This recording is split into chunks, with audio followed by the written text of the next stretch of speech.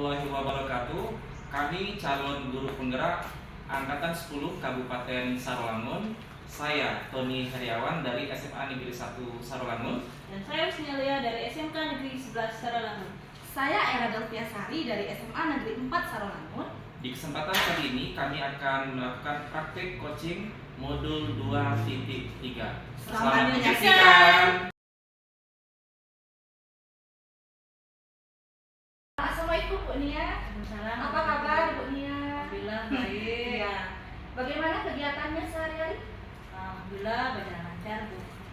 Ya, kita rencananya kan Bu Nia hari ini mau mengadakan coaching ya. Ya. Nah, oke. Baik, hari ini kita melaksanakan observasi terlebih dahulu gitu ya. Jadi sebelum melakukan coaching gitu ya, ada kegiatan observasi lebih dulu. Saya yakin Bu Nia pasti tahu mengenai kompetensi yang harus dimiliki oleh seorang coach dan alur tirta. Nah, kompetensi yang dimiliki oleh seorang coach adalah mendengarkan aktif, kehadiran penuh, kemudian memberikan pertanyaan berbobot dan mendengarkan dengan rasa. Terus nanti percakapan dari alur tirta ini akan Bu Nia tanyakan kepada coach. Nah, boleh saya memberikan pertanyaan kepada Bu Nia? Boleh. Saya pengen tahu nih Bu Nia, apa kompetensi yang ingin Bu Nia kembangkan dalam kegiatan coaching ini? Pertama peran saya dulu Bu ya. Peran saya pertama saya akan mendengarkan secara aktif, kemudian melakukan mengerjakan dengan rasa, kemudian juga memberikan pertanyaan berbobot, memancing potensi dari coach saya, kemudian juga melakukan secara kehadiran penuh, menunjukkan gestur maupun perkataan yang peduli terhadap coach saya. Baik. Nah, dari kompetensi coaching ini, kira-kira kompetensi yang spesifik yang ingin Bu Nia kembangkan ya? Saya berusaha nanti untuk melakukan mendengar secara aktif dan mindfulness, menghadirkan diri secara aktif. Berarti aktif dan mindfulness gitu ya. Nah, dari kegiatan coaching nanti, mana indikator ketercapaian bagi seorang coaching gitu yang ingin dikembangkan? Yang ingin dikembangkan, peran utama dari coach tadi Bu. Iya. Pertama, melakukan kehadiran penuh secara mindfulness, kemudian mendengarkan aktif dan memancing pertanyaan yang berbobot, apakah itu pertanyaan romantik, menggugah dan menggali potensi, kemudian mendengarkan dengan rasa. Baik. Nah, selamat melaksanakan kegiatan coaching ya Bu Nia ya. Nanti kita akan bertemu lagi di pasca observasi. Ya. Assalamualaikum warahmatullahi wabarakatuh Pak Doni. Salam Ibu Nia. Kemarin saya dapat WA dari Pak Doni, katanya mau diskusi. Ya. Iya Bu, jadi dari beberapa waktu yang lalu saya ingin bertemu dengan Ibu, berdiskusi tentang persoalan yang saya hadapi di kelas. Sekarang apa kabarnya hari ini? Baik, tapi memang agak melelahkan gitu. Melelahkan. Pasca MPLS. Bukan MPLS, lelah Pak ya. Tapi seorang guru harus tetap optimis dan semangat ya Pak ya. Siap. Oke, boleh ceritakan gimana apa yang mau diceritakan, boleh dari masalah di kelas atau dengan kemampuan sejawat. Jadi gini, jadi kan saya mengajar di kelas 12 di pelajaran sosiologi. Ada siswa saya itu namanya Susi, dan beberapa dari pertemuan dan beberapa di pembelajaran saya memperhatikan dan beberapa kali juga saya menegur sehubungan dengan dia tuh sering ketiduran di dalam kelas. Ya, dan dengan kondisi itu saya tidak nyaman untuk saya juga, dan saya lihat ketika dia tidur seperti itu, dan itu beberapa kali saya belum menegurnya. Nah, saya sudah mengingatkan dia untuk tidak tidur di kelas, namun kejadian itu terus berulang dalam satu kajian sekitar 4-5 kali lah sejak beberapa. Tapi hanya Susi ini saja Pak ya yang tidur kelas, yang lainnya tidak ya? Saya melihat ya Susi Ketika proses pembelajaran dia ini anak kita bernama Susi ini tidur di kelas. Iya. Tindakan yang kayak ini yang kira-kira Bapak pengennya Susi ini seperti apa? Saya berharap ya tentu dia tidak melakukan tindakan keras karena memang dia sedang untuk belajar. Namun dari informasi awal yang saya dapatkan bahwa Susi ini ternyata dia kalau malam itu ternyata membantu ibunya jualan di pasar. Jadi Susi ini termasuk keluarga yang mampu kondisinya. Dia membantu dan ya bisa dikatakan mampu juga karena dia tinggal bersama ibunya dan Yang sebelumnya Pak Tony sudah sejauh mana Pak Tony sudah melakukan profilisasi atau pendekatan personal secara yang sudah Pak Tony ketahui seperti apa? ya, saya sudah mencoba untuk menggali lebih jauh dan ataupun lebih dalam terkait dengan pertama mengapa dia punya seperti itu, dan dari informasi yang saya dapatkan baik itu pembagian dari kawan-kawannya ataupun dari kawan-kawan yang pernah melihat ataupun bertemu dengan dia, ternyata memang dia membantu anaknya di pasar dan dia memang berasal dari keluarga yang yang menengah ke bawah dan memang membantu ibunya. Namun kan kita berharap walaupun dia membantu ibunya untuk mencari nafkah, namun jangan sampai pula mengorbankan pembelajaran dan pendidikan di sekolah. Nah, itu yang saya pikir makanya ketika dia tidur pun saya tidak langsung untuk melakukan pembunuhan atau semacam, tapi lebih untuk bagaimana menggali. Nah, makanya saya bicara dengan ibu seperti apa langkah yang baik yang bisa disarankan kepada saya.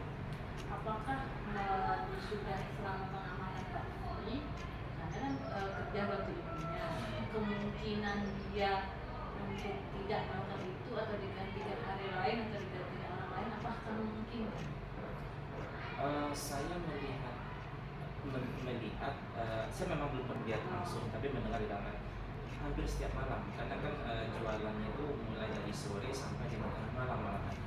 Jualan kecil itu di pasar. Namun pernah juga waktu itu ya katakanlah mencoba untuk mencari solusi yang bisa bisa dia membantu itu adalah menyiapkan di apa sehingga dia tidak harus ikut berjualan sampai larut malam. Nah, memang kalau itu dilakukan tiap malam otomatis dia akan mengganggu istirahatnya dan tentu dia akan tertidur di kelas. Saya lebih ulang Pak ya. Pertama masalah ada anak bernama Susi di kelas, kemudian kita berusaha mengidentifikasi masalahnya bahwa dia ini tidur di kelas karena betul orang tuanya dan salah satu waktu juga, dan kita tujuan kita adalah bagaimana anak ini bisa aktif atau minimal tidak tidur di kelas lagi. Sepanjang yang Pak Tony lakukan ya, kira-kira yang dulu misalnya kalau ada kasus yang sama atau memang sudah pernah perlakuan terhadap Susi ini, apa yang sudah dilakukan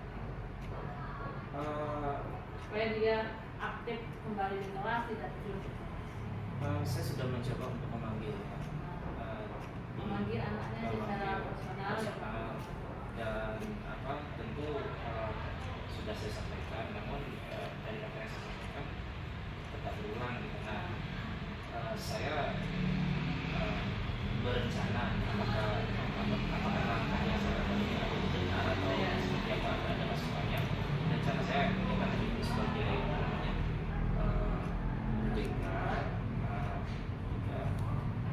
bukan satu sekolah itu apakah ketika persoalan ini sudah saya panggil nanti bisa bertemu tiga sisi, ada Susinya, saya sebagai guru makan dan termasuk ada orang tuanya dari pihak sekolah bisa bertemu sehingga memang orang tuanya juga sampaikan bahwa bagaimana caranya agar Susi ini tidak ganggu jam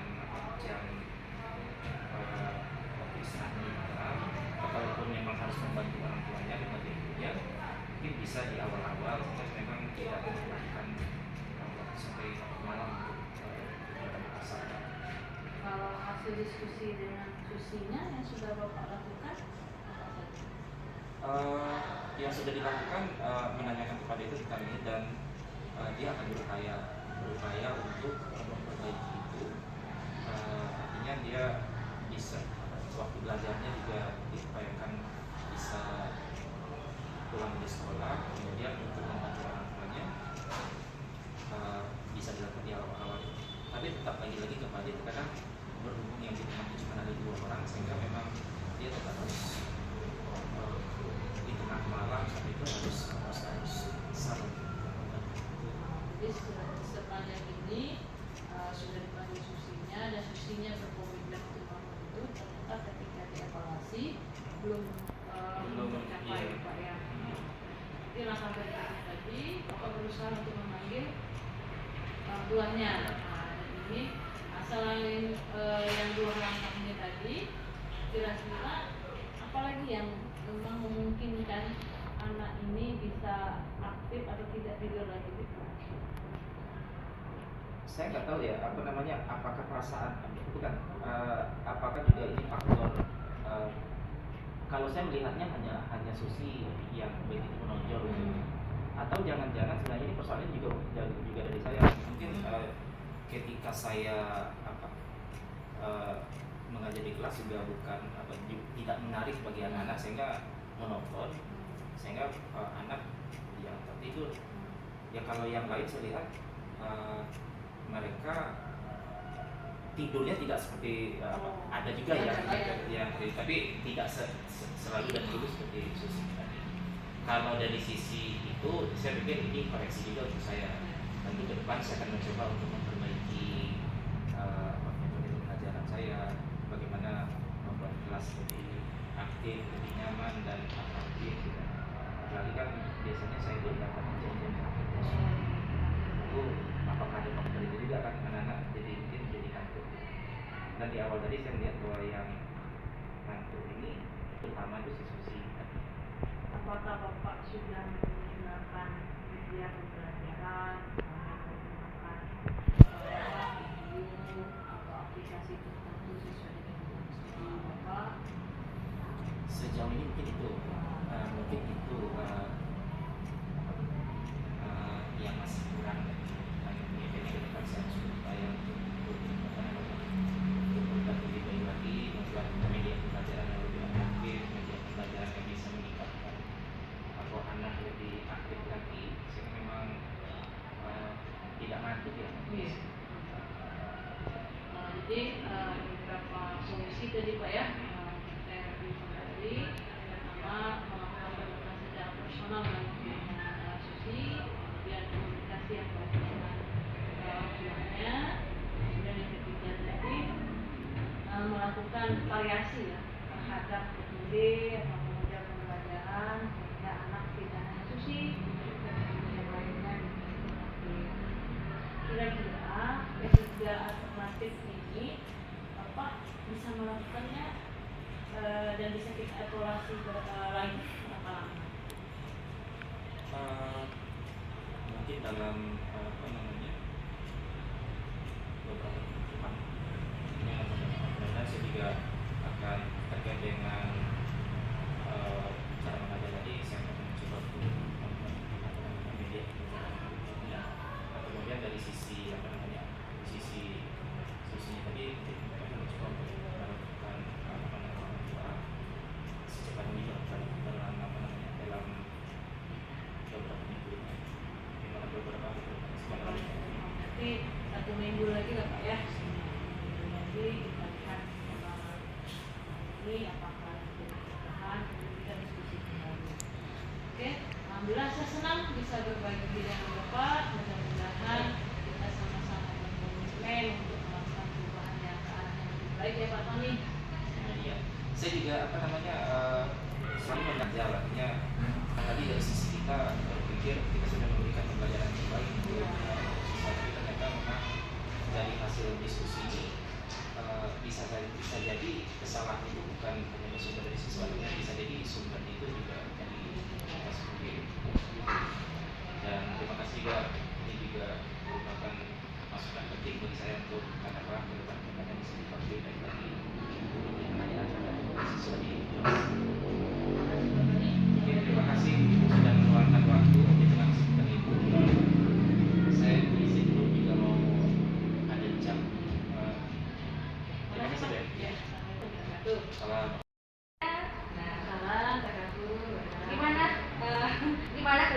coaching hari ini ya? Alhamdulillah berjalan lancar. Saya berikut jadi berkolaborasi dengan baik. Sekarang kita dan saya tadi berusaha untuk melakukan peran saya sebagai ikut, misalnya melakukan mindfulness ya, menghadirkan diri baik secara kata-kata, itu kemudian juga mendengar aktif. Mendengar aktif ini memang kadang-kadang itu ya, tapi mendengar tidak mudah ternyata perlu kesabaran gitu ya. Juga mendengar dengan rasa. Kemudian yang juga saya lakukan tadi adalah memancing atau membuat atau melontarkan pertanyaan-pertanyaan berbobot dan dulu bertujuan untuk menggali potensi dari coaching tadi. Baik, jadi tadi saya sudah mengamati ya, Bun ya sudah melakukan kegiatan coaching. Boleh saya sampaikan beberapa hal ya Bun ya? Boleh, baik dari observasi yang saya lakukan tadi. Bunia ternyata luar biasa sudah melakukan kompetensi yang dimiliki harus dimiliki oleh seorang coach gitu ya. Mulai dari kesadaran penuh tadi ya, presence, kemudian mendengarkan aktif, memberikan pertanyaan berbobot, termasuk juga mendengarkan dengan rasa tadi. Dan percakapannya pun sudah melalui alur tirta tadi ya, mulai dari tujuan, kemudian identifikasi, terus rencana aksi, dan terakhir adalah tanggung jawab gitu ya. Nah, untuk ke depan gitu ya, rencana dari dunia sendiri apa kompetensi yang perlu ditingkatkan lagi untuk ke depan? Mungkin saya harus lebih memahami tentang memancing pertanyaan atau pertanyaan bobot sehingga benar-benar dapat menggali potensi dari coach itu keluar ke depan. Nah, sebenarnya coachnya sudah tahu solusinya apa, tapi dia belum menyadari tentang potensinya, dan ini yang akan saya tajamkan untuk peran saya sebagai coach yang terdepan. Ya. Nah, terus tadi pada kegiatan tadi apa kira-kira tantangan gitu, tantangan tadi saya bilang mendengar aktif itu tidak mudah ternyata gitu kan. Karena kita dikasih Allah telinganya dua gitu kan, memang harus mendengar aktif sehingga hal-hal yang mungkin kita abaikan ternyata memang bisa menjadi masukan atau hal yang bisa kolaborasi dan itu menjadi solusi dan pendidikan. Ya. Ternyata memang ya Bu ya, mendengar aktif bukan hanya mendengar dengan telinga ya, tapi juga harus mindfulness gitu ya. Baik Bu Nia, sukses selalu untuk Bu Nia, mudah-mudahan kegiatan coachnya untuk kedepannya bisa berjalan dengan lancar ya.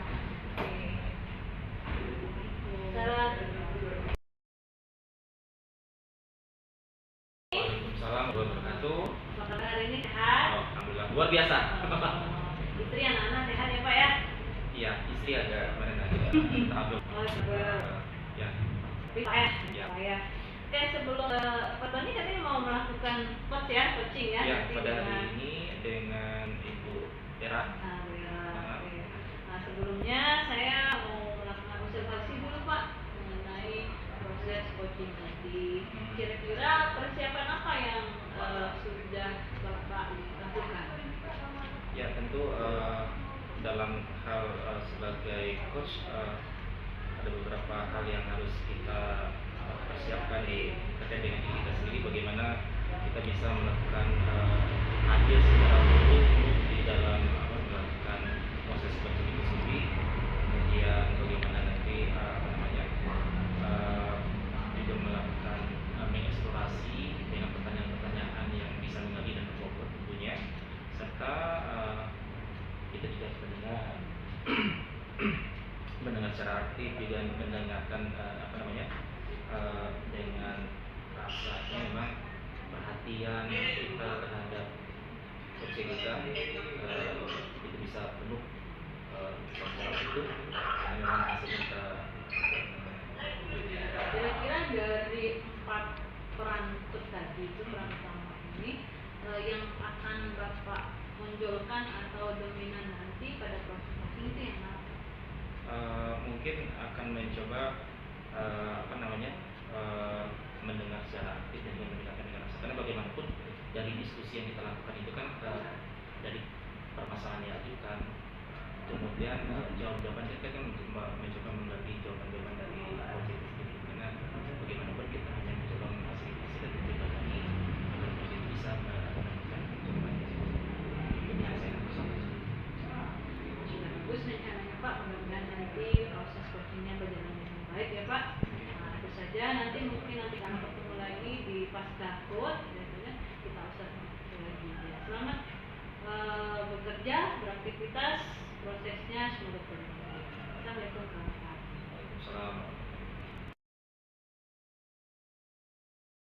wabarakatuh. Baru selesai ngajar? Ya, mulai aja. Gimana hari ini? Hari ini cukup melelahkan. Alhamdulillah cukup melelahkan. Mudah-mudahan lelah kita berubah jadi berkah, lelahnya jadi lelah. Bu Era, jadi kemarin dari apa yang disampaikan, apa namanya, yang mau bertemu dan berdiskusi terkait dengan apa namanya, persoalan-persoalan yang bisa kita diskusikan, seperti apa? Mungkin saya bisa. Ya, saya kemarin menghubungi Pak Tony gitu ya. Sebenarnya mau cerita gitu, sharing juga. Karena kalau saya pikirkan sendiri itu rasanya belum terpikirkan jalan keluarnya. Gini, saya sekarang ini menghadapi masalah membagi waktu antara pekerjaan rumah, antara tugas di sekolah, kemudian ada juga diberikan amanah di luar. Jadi ada tugas, kalau ada tugas jadi takutnya keteteran gitu. Keteteran, jadi kalau udah keteteran dia udah nanti perantekan ke yang lain.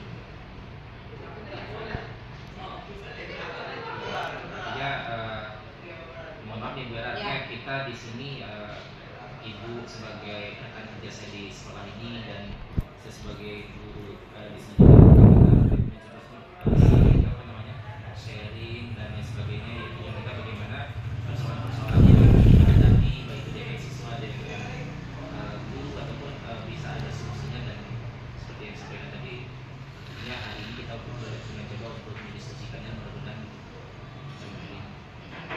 kalau boleh tahu misalnya aktivitas yang Ibu jalani tersebut itu dilakukan secara bersamaan atau memang aktivitas di sekolah saja atau juga aktivitas di luar lain yang menyebabkan Ibu mendiskusikan dengan beliau? Kalau sekarang ini bersamaan. Bersamaan ya. Saya ikut promosi sekarang ini ikut mini akademik, berarti. Jadi di luar ada hal-hal yang gimana ya, yang untuk pengembangan diri. Iya ada. Terus tugas di sekolah juga ada. Nah, terus tugas di rumah juga ada gitu kan. Jadi kalau ketika saya membuat tugas itu kadang-kadang kelupaan gitu Pak, keteteran. Enggak keteteran gitu. Dari persoalan yang Ibu alami tadi, kalau boleh tahu apakah dari kegiatan yang Ibu lakukan, Ibu melakukan jadwal kegiatan harian yang bisa Ibu lakukan untuk minimal mengatur kegiatan harian Ibu? Nah itu yang belum saya belum, jadi mungkin ada satu kegiatan udah lewat gitu, jamnya udah lewat. Itu yang paling saya, karena saya awalnya pelupa gitu ya, itu mungkin kelemahan saya juga Pak Tony. Dari aktivitas CGP, pembangkit, tugas di sekolah, juga tugas di rumah, itu memang waktunya bersamaan atau juga berbeda? Atau barangkali ketika kenapa saya tanyakan tadi untuk membuat jadwal kegiatan sehingga memang itu bisa minimal membuat mana kegiatan yang menjadi skala prioritas, mana yang mendesak, ada kegiatan yang sama-sama penting, tapi ada yang mendesak, ya, ada kegiatan yang penting juga, tapi di waktunya mungkin bisa diundur gitu. Menurut saya, apakah Ibu sudah pernah melakukan jadwal seperti itu atau?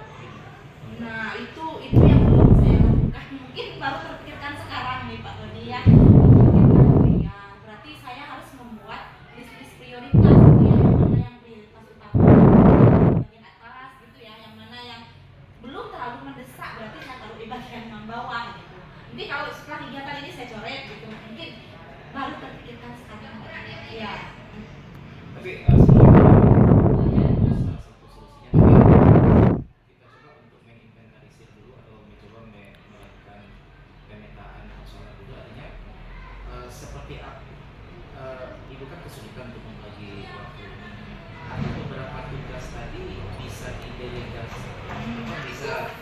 didelegasikan, tidak bisa kepada kawan yang lain yang tanggung jawabnya bisa di-share di mana sehingga memang Ibu bisa mengatur waktu dengan baik.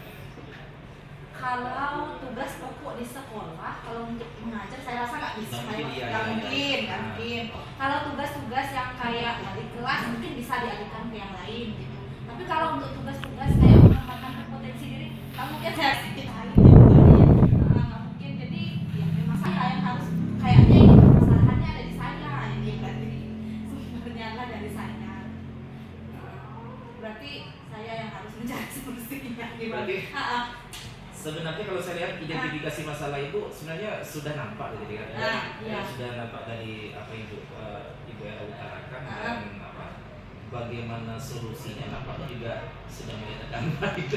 Sehingga dia jadi saya pikir kedepannya mungkin dari itu sendiri mungkin apa langkah-langkah yang akan dilakukan untuk dari persoalan tadi kesulitan dalam membagi waktu. Tadi sudah satu direncanakan untuk membuat jadwal kegiatan atau prioritas. Hal lain yang mungkin akan dilakukan. Tadi yang ada di pikiran saya ya tadi Pak, itu membuat skala prioritas seperti tadi. Yang kedua berarti saya ini harus lebih fokus terhadap sesuatu. Karena ini Pak, jujur saja ya Pak ya, saya orangnya ini gampang terdistract oleh hal-hal yang sebenarnya nggak penting gitu Pak. Ya, jadi gimana ya caranya supaya bisa menjadi orang yang lebih fokus gitu. Kira-kira untuk bisa membuat Ibu lebih fokus, Ibu butuh dukungan apa? Dukungan apakah yang mungkin kita sebagai anak sejawat, hal lain yang bisa hal apa yang bisa kami bantu, kami lakukan agar Ibu mungkin bisa berhasil sukses untuk dalam melakukan kalau saya untuk diingatkan itu ya. Iya boleh Pak, kalau mau diingatkan boleh. Karena saya orangnya sering lupa memang Pak, jujur. Terus gini, support system yang saya butuhkan ya memang betul-betul dari lingkungan keluarga, terus dari teman sejawatnya juga gitu. Kalau mereka mendukung apa yang saya lakukan di kegiatan, ya insya Allah mudah-mudahan bisa. Ya, saya pikir dari apa persoalan Ibu tadi, ini mungkin persoalan kita semua. Artinya terkadang waktu yang kita punya dengan tugas dan tanggung jawab kita di rumah, di sekolah atau kegiatan-kegiatan pengembangan diri itu, kita barangkali waktunya cuma 24 jam itu kan, tapi aktivitas yang kita jalani itu begitu beragam dan banyak. Saya pikir dari apa yang Ibu lakukan tadi sudah cukup bagus. Atau ada hal lain lagi yang mungkin bisa Ibu lakukan untuk bagaimana mengatasi persoalan itu sendiri? Selain itu ya, kalau yang di pikiran saya tadi skala prioritas ya, kembali lagi tadi. Terus dukungan dari lingkungan, terus saya harus juga lebih fokus dari saya pribadi. Sebenarnya itulah Pak, itulah kayaknya. Jadi betul, Ibu Era, saya pikir memang support system karena tadi Ibu mengatakan bahwa karena ada skala prioritas dan sebenarnya dari Ibu sendiri melihat mana yang kegiatan ini sama-sama penting yang jadi prioritas karena ini terkait dengan deadline atau mungkin tenggat waktu yang harus diberikan lebih fokus lagi. Kemudian sisi atau mungkin Ibu ada persoalan pribadi yang membuat Ibu nggak fokus. Persoalan pribadi ya. Jauh dari keluarga sebenarnya Pak. Iya itu yang membuat fokus ya berarti ya. Mungkin itu ya. Iya benar ya. Jadi barangkali memang LDR tidak enak. Iya tapi Ibu luar biasa tangguh pada satu kondisi dihadapkan pada aktivitas yang begitu tinggi. Ya sebenarnya kita berharap bisa berhubungan, tapi memang saya melihat barangkali faktor itu ya. Ya tapi mungkin gini Pak, itu juga yang gimana ya, supaya saya tidak jangan terlalu memikirkan itu gitu, jadi saya mencari kegiatan-kegiatan yang lain untuk melakukan. Nah apa yang katakanlah dukungan lain yang Ibu butuhkan sehingga memang itu bisa berkomitmen untuk merealisasikan rencana untuk mengatasi masalah. Yang penting dari lingkungan, teman sejawat gitu ya, keluarga-keluarga yang terdekat, keluarga terdekat, ada dukungan, komunikasi yang baik. Atau mungkin karena saya di bagian kurikulum, mungkin untuk jadwal Ibu di akhir pekan bisa kita lakukan punya waktu yang lebih banyak untuk keluarga ya. Boleh. Baik, terima kasih. Saya juga terima kasih Pak Tommy. Kok saya bilang terima kasih sih? Saya yang sebenarnya terima kasih. Sebelumnya saya memikirkan ini sendiri, ya ide-ide itu belum keluar gitu. Tapi setelah kolaborasi, alhamdulillah ternyata saya melihatnya bahwa persoalan-persoalan ini yang Ibu Era hadapi itu juga persoalan kita semua dalam artian kita mungkin juga mengalami hal yang sama, tapi tinggal lagi seperti tadi betul sekali Bu, ada support system dari lingkungan kita juga. Tadi kalau persoalan itu adalah bagaimana kedepannya Ibu mungkin bisa memprioritaskan dengan skala prioritas kegiatan-kegiatan yang ada lebih fokus, dan artinya memang ke depan juga dengan kondisi katakanlah di juga, jadi mungkin hal-hal seperti itu bisa kita lakukan, jangan sampai nanti itu menjadi menghambat kita untuk beraktivitas ini. Saya berharap karena Bu Era ini kan merupakan orang yang kita ada juga di sekolah, jadi supaya bisa berbuat dengan semangat.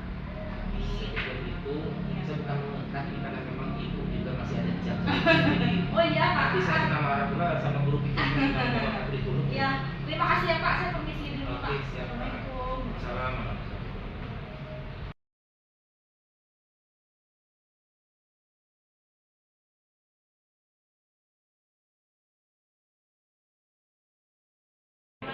Prosesnya?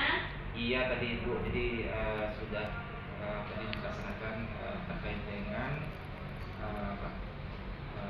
super coaching ya, coaching terhadap kegiatan bersama Bu Era. Gimana tadi Pak? Kira-kira refleksi Pak Tony lah pribadi dengan proses Saya merasakan barangkali memang salah satu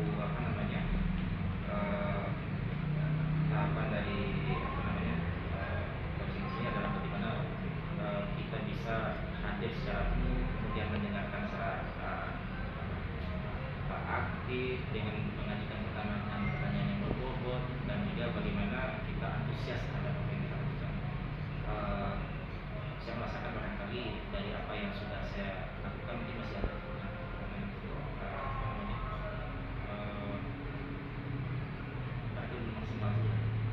kira-kira tantangan apa yang Pak Tony rasakan? Tantangan yang saya rasakan adalah bagaimana mencoba untuk menggali pertanyaan-pertanyaan yang mengajukan pertanyaan-pertanyaan yang bisa menggali dari persoalan-persoalan yang dihadapi oleh coaching ini, dan juga dari pertanyaan kita gali itu kan muncul jawaban ataupun respon dari.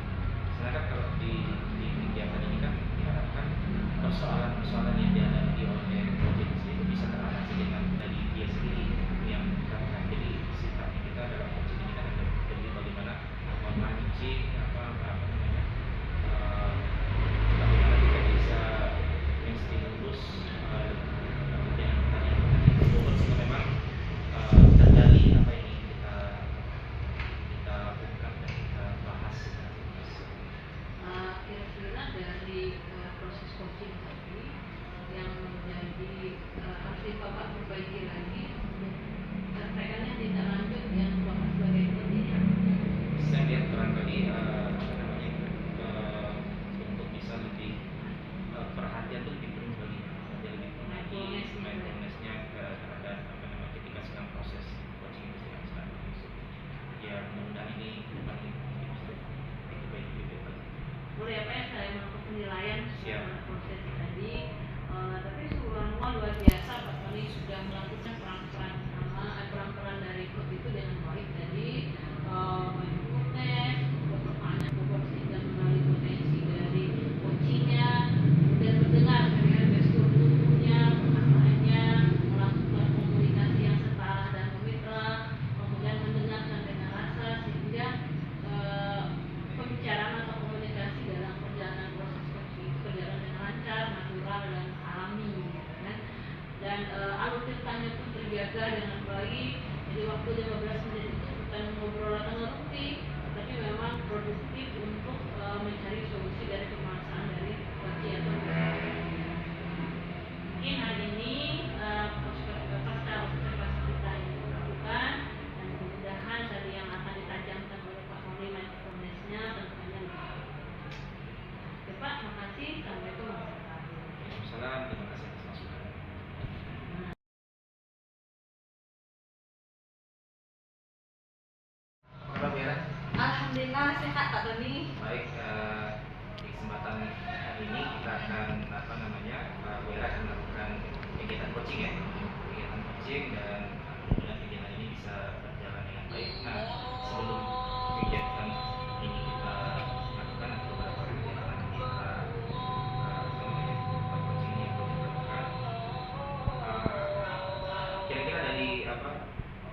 apa yang akan Ibu lakukan nanti perencanaan pada saat kegiatan coaching?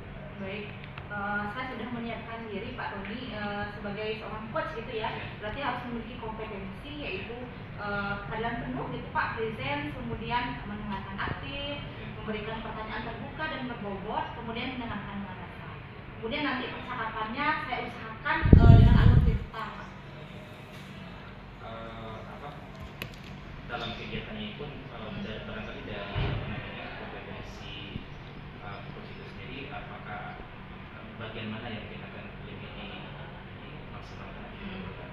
Saya inginnya kehadiran penuh dengan memberikan pertanyaan yang berbobot. Mungkin itu saja. Pada prinsipnya kegiatan supervisi ini bukan kita mencoba untuk melihat mencari kesalahan, tapi bagaimana kita prosesnya kita jalankan sesuai dengan panduan. Tinggal lagi memang kalau kita menyampaikan masukan di baik, saya pikir itu. Terima kasih Pak Tony. Iya, baik. Apa kabar? Alhamdulillah sehat hari ini. Senang bertemu kembali. Baru selesai ngajar ya Bu ya? Iya. Ini kemarin ya saya dengar Bunya mencari saya. Iya, ada yang diceritakan sama Ibu, mengisi lah Bu. Ya baik. Karena ini kan waktu kita nggak lama ya Bu ya. Jadi saya pengen tahu gitu apa yang Ibu harapkan dari percakapan kita hari ini. Saya itu ngajarinnya. Ya. Jadi sama anak ini kayaknya kurang terlibat motivasinya nanti dalam belajar potensi belajar itu.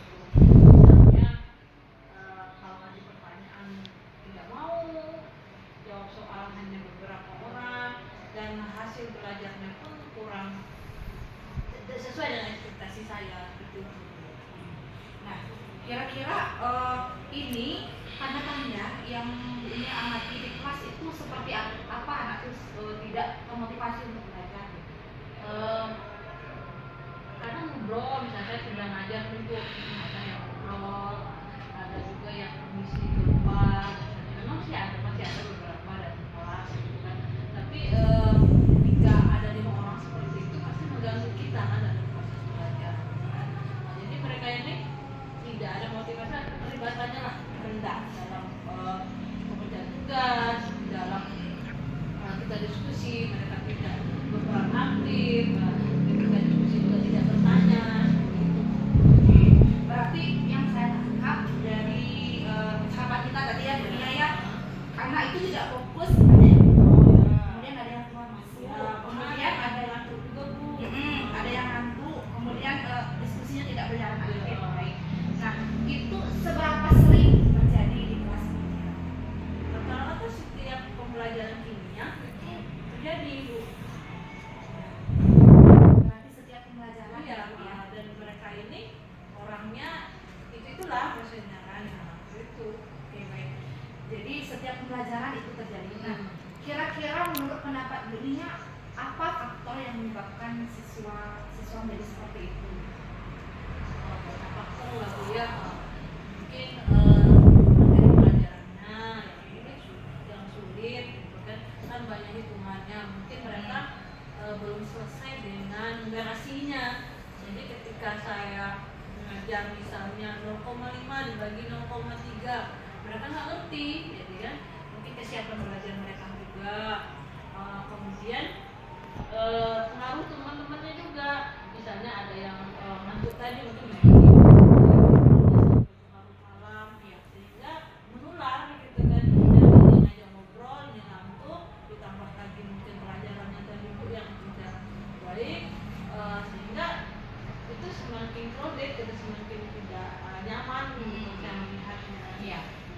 Oke, yang saya tangkap nih Bunia banyak faktor yang menyebabkan dari dirinya, tadi kemudian dari siswanya, kemudian kesiapan belajar.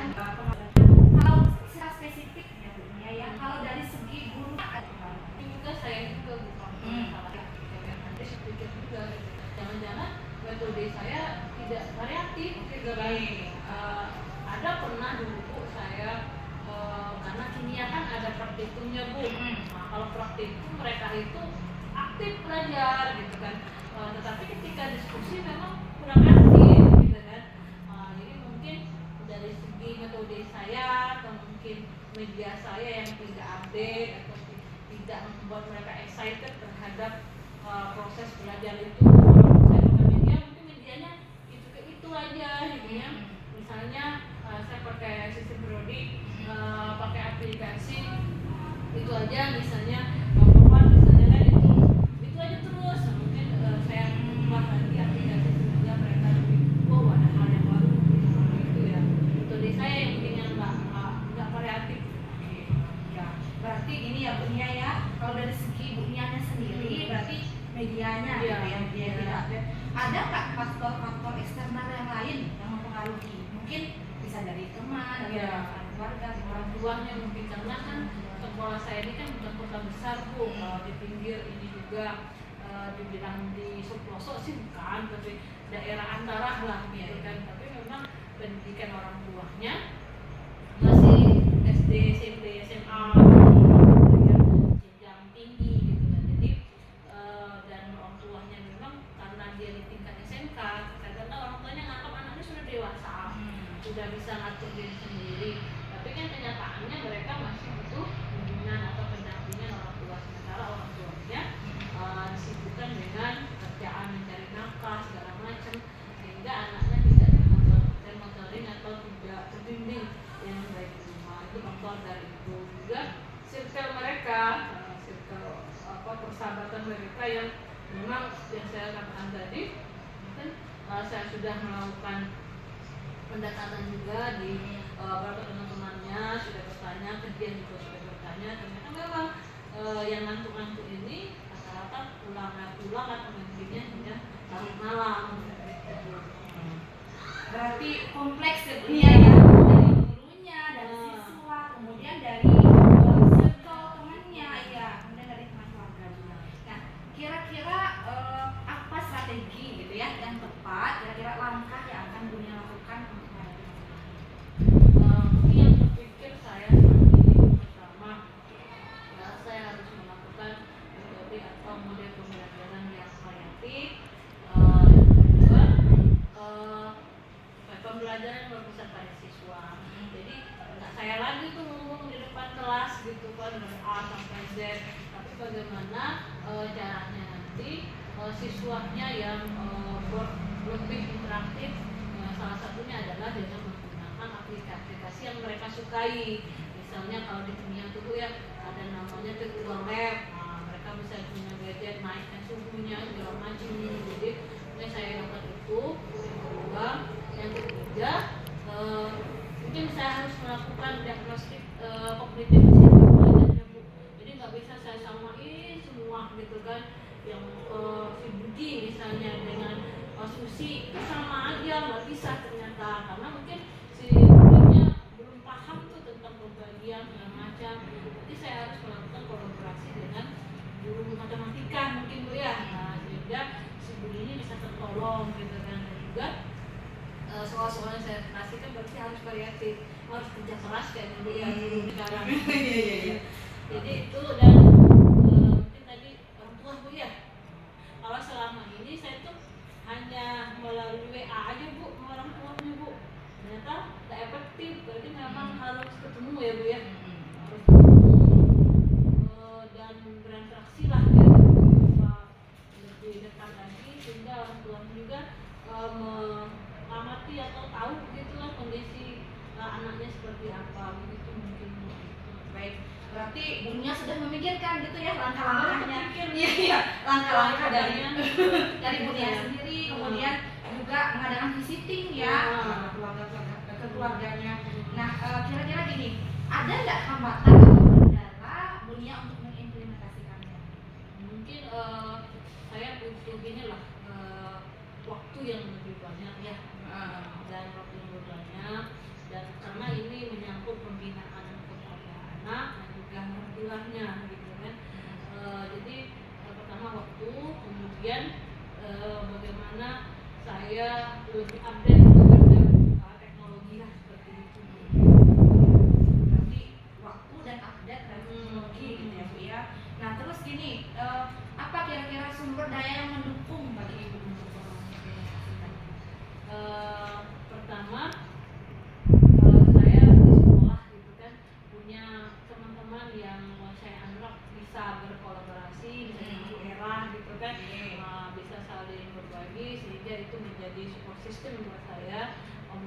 juga kepala sekolah juga, nanti mungkin yang orang tua nanti saya butuh kerjasamanya kepala sekolah atau humas, sehingga ini menjadi sumber daya atau sarana yang baik untuk saya melangkah. Berarti ya kolaborasi memang penting gitu ya. Baik. Jadi untuk selanjutnya nih Bu, rencana aksi apa yang akan Ibu lakukan? Pertama, metode atau ada variasi metode atau model pembelajaran yang harus saya lakukan segera ya Bu ya, supaya kelas ini menjadi lebih hidup, anaknya nyaman dan aman di dalam kelas gitu kan. Mungkin yang kedua, saya harus melakukan asesmen terhadap anak-anak ini sehingga memang terlihat pemetaannya seperti apa gitu kan. Mungkin juga gaya belajarnya berbeda sehingga mereka mungkin saya kalau video terus ternyata mereka sukanya mendengar gitu kan. Jadi harus asesmen itu, kemudian menjalin kerjasama dengan orang tua mungkin melalui kepala sekolah, juga kepala sekolah tadi dengan Bapak Humas gitu kan, sehingga benar-benar komunikasinya tidak via WA saja gitu kan, ada visiting atau orang tuanya ke sekolah. Ya, berarti semuanya nih dari metode, asesmen, kemudian kerjasama dengan orang tua. Nah, kira-kira karena Bunia udah berkomitmen nih akan mengadakan, kapan kira-kira mau diadakan? Karena ini agak banyak Bu ya, makanya apalagi saya harus update teknologi juga kan Bu, makanya bisa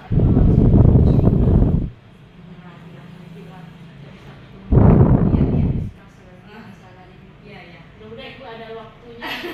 Insya Allah nanti kalau Bunia Umi, kalau saya ada waktu, mudah-mudahan nanti 1 bulan ke depan ya Bunia ya, saya akan melihat perkembangan Bunia lagi ya.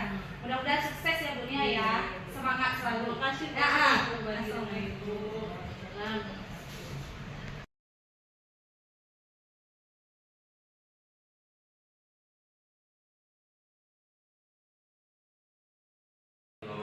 Waalaikumsalam.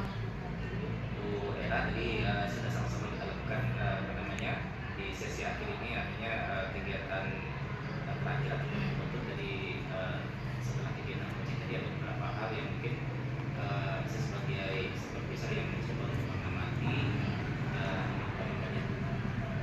melihat perjalanan dalam proses coaching sendiri. Nah, dari proses coaching itu sendiri apa yang dirasakan? Saya merasakan percakapan antara saya sebagai coach gitu ya dengan coach berjalan dengan lancar gitu ya, sesuai dengan alur kita.